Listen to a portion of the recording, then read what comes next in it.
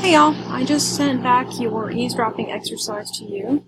So I wanted to make a few comments on editing and grammar and just some basic things we need to address before you turn in your very first feature. I'm also sending just a quick rundown via email, but sometimes it's easier to explain things than it is just to write it out. So I just wanted to do a quick little editing chat. This will not take long at all. First of all, I noticed a lot of wordiness. So pretend that you are paying me $5 a word. So be very, very frugal. If you can say it in $15 as opposed to $35, A, you save money, and B, you save your reader. In news writing, and you know this, because how many times have you started reading a story online, or even picked up a newspaper and read the first couple of paragraphs and then just left? You are fighting your reader all the time to try to keep them engaged and interested in your hard work. One of the best ways of doing that is to be brief, to be accurate, and to be as clear as possible. If they have to go read a sentence one or two times, a lot of times they'll just abandon the story. So be very, very conscious of writing briefly and clearly and succinctly. Okay, so a lot of times wordiness is tied up into two things. One, somebody tells you you have a 500-word story to write and you try to get that 500 words. But it just doesn't work in news writing because you'll lose your reader and it becomes pointless. Two, people use passive voice when they should be using active voice. Now, I'm going to be honest with you, this is a topic that has confused students for years, and it's kind of hard to explain, so I'm just going to give it my best, and probably here is where you'll understand why I wanted to make you watch a video as opposed to writing it all out, okay? So, active voice means that you can obviously see the action, that somebody, a subject, is doing the action. It's clear. Subject, a verb, object. Subject comes before the verb. It's a very clear sentence, and there's no ambiguity to it, okay? Passive voice means there really isn't any action in the sentence. The subject comes after the verb, and it's just wordier. So here's an example. I see this a lot in news writing. He was arrested by police. Okay. I need a subject, verb, and an object, so I can't say the police arrested him. It's a little bit less wordy, and it's clearer. Okay, so I see this a lot in my English essays. This epic was believed by many scholars to be a tale of friendship. Again, that's passive, because the subject and object are a little confused. So why can't I just say, many scholars believe this epic is a tale of friendship? Don't get me wrong, I think passive voice does have its place sometimes in poetic, and I think you use it a lot more in academic writing, but for Associated Press and feature writing, you really have got to get active voiced, okay? So think subject, verb, object. Now, the temptation with that is going to be to write choppy. The cat jumped on the windowsill. He then knocked over a plant. The plant broke. So it's okay to use compound, complex sentences. Just make sure you're doing them in a clear way, okay? So just make sure that you can see who's doing the action in the sentence. That's really clear. That's better for you as a writer because it forces you to get your facts straight, and it's better for the reader because they don't have to go back and reread your sentence. Some other examples might be this, okay? Some of these are silly.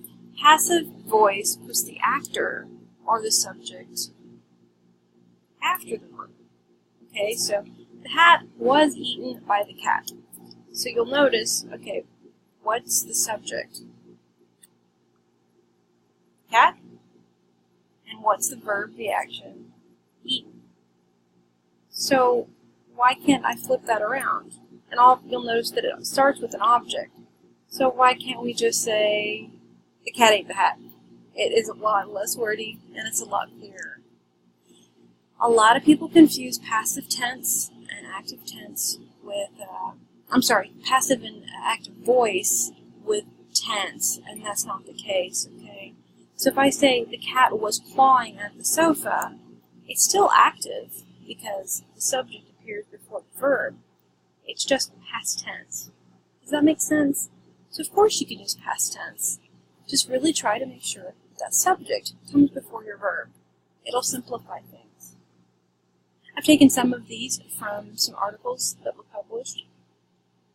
For example, this first one's a woman who faked the birth of 6 tuplets was arrested Monday in Independence on outstanding warrants. Sounds like a good sentence. The problem is it's passive. Because my verb is coming in an odd place. How do you fix that? Well, who arrested her? Did the police arrest her? Did the county sheriff? Was it a bail bondsman? I don't know. So it would be easier to just say the police arrested a woman Monday who faked the birth of 6 tuplets. Or in Independence, the police arrested a woman Monday because she had outstanding warrants. So I just need that subject to come first. Second one, they were sentenced in August 2006 to 4 years probation in order to pay restitution. Who sentenced them? Was it the judge? Or was it the courts? So that needs to be clarified too, because in a story I need the who, what, when, where, why, how, and you need to provide me all those details. But warrants for the couple were issued after they missed restitution payments in several probation violation hearings. Again, by whom? So can I say that the courts issued those warrants after the couple missed restitution payments and violated their parole? Or can I say a judge issued the warrants after this happened? So I just need you to be very clear that passive and active will help you greatly, and to work on saying less and more. Accuracy, brevity, and clarity are the 3 most important points of writing in a journalistic style. So Chris was sentenced last week to 3 years in prison for violating probation. Again, by whom? Was it the court? Was it the judge? Was it the Supreme Court? Was it the state court? I just need some more information. Okay? Here's another example. This shows a little bit of wordiness, passive and active. The government plan could help as many as 300,000 families that are delinquent, and the cost would ultimately be picked up by taxpayers. Okay? That's an okay sentence, I guess, but it's still very passive. A better sentence might be, the government plan could help as many as 300,000 families that are delinquent. Taxpayers will pick up the tab. So you'll notice the difference between the cost would ultimately be picked up by taxpayers. So again, I have the verb and then my subject. And then it's just clear to say taxpayers are going to pick up the tab. It's also kind of hits home. It's more powerful and it lets you, the reader, know, oh, taxpayers are going to pick up the tab. That's an important piece of information, and I should let you know that clearly and succinctly. So from both of the assignments that I've seen so far, one thing we could all work on is just a little bit more brevity. And that will help you a lot when you're writing your stories because you want to get as much in as possible. Okay. Watch out for vague pronouns. I think I saw it in everybody's assignment. If you're using the words it, or that, or they, you have to make sure there's a very clear antecedent and you're not just using the words needlessly. For example, if I say, these cultures experience floodwaters, dangerous geography, and apathetic rulers, this means, okay, what do you mean by this? Does this refer to the culture experiencing floods? Does it refer to dangerous geography? Does it refer to apathetic rulers? Does it refer to a combination of those events? So this, you got to be careful for it. Okay? So for me, I just an alarm bell if I use the word it and that. I go back and I make sure that I'm being very clear about what I'm referring to. Also, I'll be honest, the word that is overused tremendously. 9 times out of 10, you can get rid of the word completely. Another little small grammatical issue I saw was shift in tense. So if you begin in past tense, you got to stay there. If your first paragraph says something like, he ate his breakfast in silence, then I can't follow that with, and sits in the morning sun. Ate is past tense, sits is present tense. And I know a lot of this is just tedious, but I'm going to be honest, I picked this up in editing. So when I'm writing, I do a pre-dump, if you will, where I just kind of vomit on the page. I put everything I have down there, and then I go back later on and make sure that my pronouns and my tenses are matching. You might want to do that too. Don't be afraid to write badly. Even if you wrote something badly every single day, you're still writing, and eventually that won't be bad. You improve. It just takes practice. I really need to talk about comma splices. This is huge. This is actually the star of the show right now, so I'm going to spend a little bit of time on this. I'm going to be honest, this is the most ubiquitous grammatical error I see on Facebook, on social media, in essays, in news writing. For whatever reason, comma splices are everybody's favorite thing. And I'll be honest, when I was in college, I would get my papers back, and my teacher would write comma splice, but they never explained what a comma splice was, or how to fix it. They just wrote comma splice. So I tried to look it up. We didn't have the internet back then, in my view, and the grammar books were usually so complicated that I just never quite got it, to be honest with you. So it took me, I don't know, I just had to have an aha moment as an undergraduate where I said, oh, that's what a comma splice is. So I'm hoping for you this is an aha moment, because each one of you are making comma splices. Okay, comma splice is very simply this. When I'm joining two independent clauses by just a comma. So what's an independent clause? It's basically a sentence that can stand alone. Okay, so if I have a subject-verb or subject-verb-object, and it can stand alone as a sentence, I have an independent clause. I cannot join two independent clauses with just a comma. It's just not enough. Okay, so I love cats. That is an independent clause. They are the chosen animal. That is an independent clause. What I've done here on this sentence is I have created a comma splice because I'm trying to combine two independent clauses with just this comma, and it won't work. Think of each clause as a brick. It's a brick. It stands on its own, okay? I'm going to try to draw here a little bit. I don't really know what I'm doing, so I love cats. That is a brick. They are the chosen animals. That's also a brick. So if I'm just going to use a comma, then think of a comma as water. And if any of you have ever done any sort of masonry or home improvement, you know that you cannot get two bricks to stay together by just making them wet. It just gives you wet bricks. Okay? So to get them to stay together, you're going to have to do a little bit more work than that. Okay? You either have to make it two different sentences, so there's nothing wrong with saying, I love cats, period. They are the chosen animal. That works beautifully.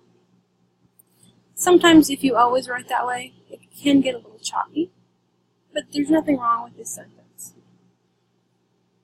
There's other ways of fixing it, though. I know this is going back to high school English, but for whatever reason, this is a sore point with a lot of people. Now, I can make a better sentence by combining all of the right ingredients. So, to combine two bricks, I do need water. I gotta have it. I need my comma. Then I also need mortar. And you can use a lot of different brands of mortar. It comes in several. You can go by for, and, nor, but, or, yet, so. All of those are a different type of mortar. So once I combine the water and the mortar together, now I can put these bricks together and it will stay. I love cats, comma, and they are the chosen. That works nice. Is there another coordinating conjunction that will work? Yeah, well, let's look at that on the next slide. Now, Home Depot does have this wonderful thing, though. You can buy it in a little spray jar. Here's this little spray jar. It's a semicolon. And it's all mixed together. It's a coordinating conjunction and a comma put together so that you can show your reader these two sentences are more closely related than anything else in the paragraph. I don't want you to stop. I just want you to pause for a moment and identify the relationship between the two. Think of the semicolon as a rolling stop at a stop sign at about 2 o'clock in the morning. Please keep that as a metaphor. I'm not encouraging you to run stop signs. Your foot's on the brake. You're pausing for just a moment. So, this works nicely too. I have cats. They're the chosen animal. Now, if you can get a semicolon down and use it correctly, I'm telling you, your writing will reach a new level of sophistication. Let's see if I can move. Okay. So, let's look at this again, just a quick review. I love cats. They are the chosen animals. Those are two separate bricks. I cannot put them together with just a comma because they just won't go together. Okay. Now I can make it one sentence. I love cats because they are the chosen animal. That works beautifully. Or I can combine water, the comma, with mortar, and again you can choose from several brands: for, and, nor, but, or, yet, so. So you can get a complete brick. In the other slide we used the example I love cats and they are the chosen animal. This one shows a different relationship. I love cats for they are the chosen animal, which is basically this sentence up here. The difference is I'm using a coordinated conjunction and a comma. Or you can buy it all pre-mixed. Semicolons are a really awesome thing for you to master. I'm telling you, it will make your writing look so much better. Here's the thing though, please make sure when you use this semicolon that you do not have a dependent clause on the other side. So for example, let's see if I can add to this a little bit. I see a lot of people do this. I love cats.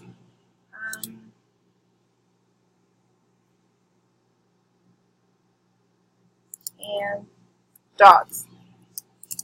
Okay, this is not a correct use of a semicolon because these are not bricks. See what I'm saying? This is an independent clause and stands alone as a sentence. This is not. So this is not a correct use of a semicolon. You have to make sure you have two bricks together, okay? Now some people ask me, what about colons? I also love colons. I think they're great. They're used for a lot of reasons. One, you use them when I want to make a series. So if I want to tell you, I love cats, dogs, otters, oops, I can't spell today, sorry, and elephants. I've introduced a series. I think my favorite use, though, of a colon is because it's kind of like a flashlight or a drum roll, if you will. Now this is the one, a semicolon. A colon can have a dependent clause after it because you're thinking of it as a little drum roll or a little flashlight, okay? So I have one thing in mind, sleep. So that works. Now you'll notice that I did not use a semicolon now because it wouldn't. I used a colon. So sometimes you want to use a colon for to show emphasis. So if I were to say the city council only had one vote in mind, colon, water rights, that works nicely. Okay. These are just a few things that I saw that I want you to be thinking about if you're writing. There's a little bit more. I'm so sorry. I know grammar is so hard to get through. Just one quick other edit. I have not been correcting it so far in your columns and features, but I will now, and I need to let you know why. So in MLA or APA style, everybody uses the Oxford comma, but AP, Associated Press, does not use the Oxford comma.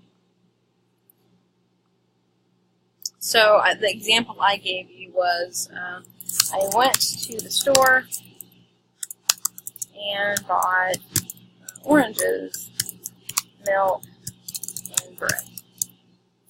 Okay, this right here, that's an Oxford comma. A comma that is the last one in a series. And it's beautiful, and everybody loves it. And to be honest with you, it does have some nice clarity to it. You know, if I were to say I ordered pancakes, I don't know, toast and orange juice. This follows the rule. This is perfect. There is no Oxford comma. But I agree with a lot of people. This sounds like you've just mixed your toast and orange juice. But don't worry about that, because anybody reading the newspaper gets used to the fact that we do not use the Oxford comma. So you'll see me say that from now on. Say, hey, get rid of that Oxford comma. And it's going to hurt you, I know, but it's okay. So let's just wrap up where we're going. Thank you so much for turning in your eavesdropping assignment early. I enjoyed reading them. You guys have a really good voice for narrative. Now let's see if you can apply that to somebody else's story. Your features due 20th. I need a minimum of 500 words, and I need you to have at least one source you've interviewed in some capacity, okay? So it needs to have all of the elements that I talked about in the other video. It needs to have a lead. You need to get the reader's attention. You need to have a graph, something that lets the reader know, hey, this is what my story is about. You need to have transitions to quotes and sources, and you need to be brief and accurate. And I cannot wait to read your first stories, okay? From these, what I'll probably do is send editing marks and send them back to you because I would like to publish these. And if there's a way you can get me a picture to go with your story, that would be wonderful too. So then I could start designing it and you can get published at the end of the summer. Thank you so much for everything, guys. I'll hopefully hear from you on the 20th. And then we'll get cracking with other stories.